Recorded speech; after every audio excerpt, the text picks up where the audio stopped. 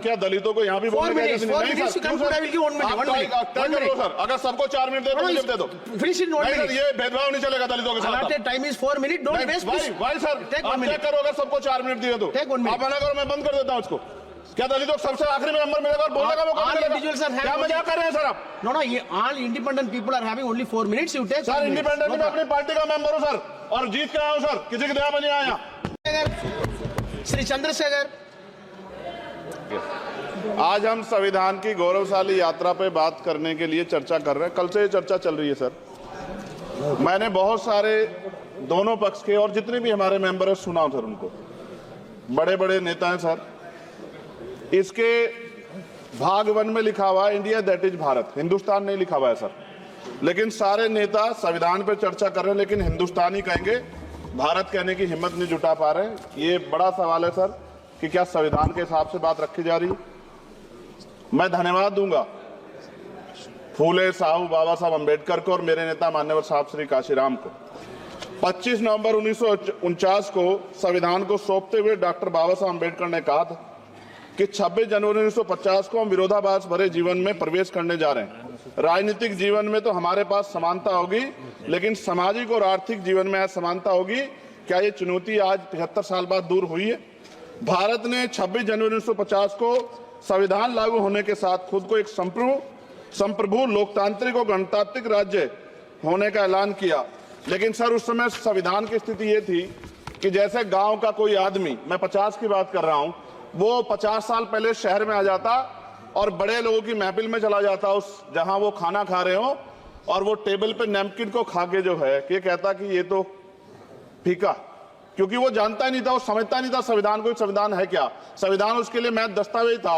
ये जिम्मेदारी थी राजनीतिक दलों पे कि वो संविधान को व्यवहार में लेके आते, और इसके इतने सारे आर्टिकल हैं, अगर इनको व्यवहार में लाया जाता तो मुझे लगता कि आज देश बहुत बदल गया होता। बाबा साहब ने कहा था कि लोकतंत्र भारतीय भूमि का केवल ऊपरी पोशाक है, उनके अनुसार यहाँ की संस्कृति अनिवार्य तौर पर लोकतांत्रिक है। भारत जैसे गरीब और गैर बराबरी वाले देश में संविधान के जरिए छुआछूत खत्म करना, वंचितों के लिए सकारात्मक उपाय करना, सभी वयस्कों के लिए मतदान का अधिकार देना और सबके लिए सम्मान अधिकार तय करना, ये बहुत बड़ी उपलब्धि थी सर। ये संविधान है कि आप वहां बैठे हैं और मैं यहाँ खड़ा होकर अपनी बात रख रहा हूं, और इस देश में आदिवासी महिला के तौर पे जो है राष्ट्रपति बनी है, और प्राइम मिनिस्टर तो नहीं बना, लेकिन शेड्यूल कास्ट के बड़े नेताओं को भी जो है राष्ट्रपति बनने का मौका मिला। इस संविधान की देन, अगर वोट हम पे नहीं होता तो शायद अमीर और जो राजा महाराजा खुद को मानते हैं हमारी गलियों तक नहीं आ पाते, हमारे हाल नहीं जान पाते। आजादी का मतलब सर सिर्फ अधिकार पाना भर नहीं है, इसके लिए हमारे संविधान में सरकार और नागरिकों के अधिकारों के साथ साथ उनके कर्तव्यों का विस्तार से उल्लेख किया गया है।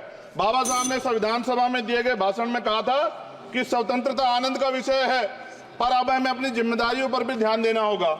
संविधान ने सुनिश्चित किया कि रानी के पेट से राजा जन्म नहीं लेगा, वोट से नेता तैयार होगा। आर्थिक बराबरी के लिए सरकार क्या कर रही है? गरीब और गरीब हो रहा है और अमीर हो रहा है। सुबह उठते कहीं बम की धमकी मिलती, कहीं दंगे की।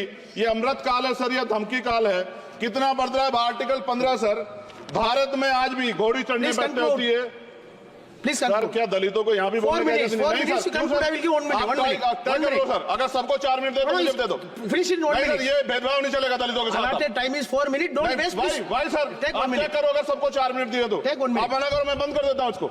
क्या दलितों को सबसे आखिरी में नंबर मिलेगा और बोलने का मौका मिलेगा? क्या मजाक कर रहे हैं सर आप? नो, ये all independent people are having only 4 minutes. You take sir, independent में अपनी पार्टी का मेंबर हूँ सर, और जीत के आया हूँ सर, किसी की दया में नहीं आया। Take 1 minute and finish sir. कल भी बोले तो एक दलीय पार्टी के लोग, आप मौका दो सर। मूछे रखने पर हत्या होती है, महिलाओं पे, छोटे मासूम बच्चों पर रेप हिंसा होती है। एनसीआरबी का डाटा देकर डर लगेगा।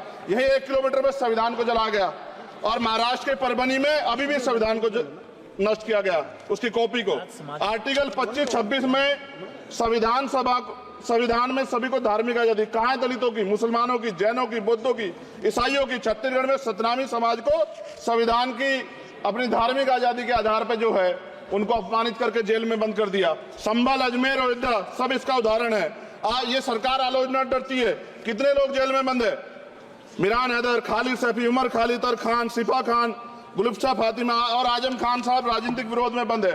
सरकार यहाँ बैठी है, सरकार सामाजिक न्याय की बात करती है। बताएं कितने दलित मुख्यमंत्री बना रखे हैं आपने? 13 ज्यादा सरकार स्टेट में सरकार है। कितनी महिला मुख्यमंत्री है? आपकी सरकार ने सुप्रीम कोर्ट के आदेश के बाद रिजर्वेशन प्रमोशन में जारी नहीं किया। और ओबीसी को पॉलिटिकल रिजर्वेशन आप देंगे नहीं देंगे, आप बताने का काम करें। मैं 75 साल की गौरव यात्रा में हम एक सभ्य समाज नहीं बना पाए, इसलिए जाति आधार पर SC ST OBC के बच्चों को प्राइमरी स्कूल से लेकर उच्च संस्थानों में भेदभाव किया जाता है। सरकार निरंकुश हो गई, कोई बुलडोजर से कार्रवाई करता है। कल मंत्री जी ने कहा हमने राष्ट्रीय पिछड़ा वर्ग आयोग बनाया, 69 शिक्षक भर्ती में उसकी सिफारिशों को नहीं माना। EWS के जरिए आपने संविधान पे आरक्षण के प्रावधान पे हमला किया। 1 मिनट में खत्म कर रहा हूं सर। संविधान सर, न्यायपालिका में आर्टिकल 124 ये कहता है सर, ये अधिकार जो है। Sanjay sir ji please conclude sir 1 minute में प्लीज संविधान में न्यायाधीशों की नियुक्ति का अधिकार राष्ट्रपति के द्वारा होना चाहिए, अभी तक नहीं हो रही है। All India judicial service commission कब बनेगा? क्या चंद परिवार ही सर जज बन सकते हैं? और आज हम सर, मैं सरकार से सवाल पूछना चाहता हूं सर, सेवाओं में SC ST OBC वर्ग का कितना प्रतिनिधित्व है? भारत सरकार के मंत्रालयों के अधीन PSU में, बैंकों, बीमा कंपनियों में और स्वच्छता संस्थानों में आउटसोर्स तथा कॉन्ट्रैक्ट पर वर्तमान कार्यरत कर्मचारी कुल कितनी संख्या है? आउटसोर्स और कॉन्ट्रैक्ट में कार्यबल SC ST OBC कितना प्रतिशत है? निजी क्षेत्रों में कार्यरत कर्मचारी उनके SC ST OBC की वर्ग लाभ। सर खत्म कर, लास्ट पॉइंट सर, मैं फिर स्पष्ट तौर पर कह रहा हूं सर, यहां बैठे SC और OBC के मेंबर से कह रहा हूं सर, उनको सामाजिक जिम्मेदारी का ध्यान भी रखना चाहिए। पार्टी के प्रति वफादारी के साथ साथ अपने वर्गों के प्रति ईमानदारी भी रखनी चाहिए। ईमानदारी नहीं होगी तो इन वर्गों का भला नहीं हो सकता, और हमें बहुत सरकारों से उम्मीद नहीं है। बहुत बहुत धन्यवाद सर। Thank you. बहुत बहुत धन्यवाद सर। आज संविधान की ऊपर चर्चा करने के लिए आपने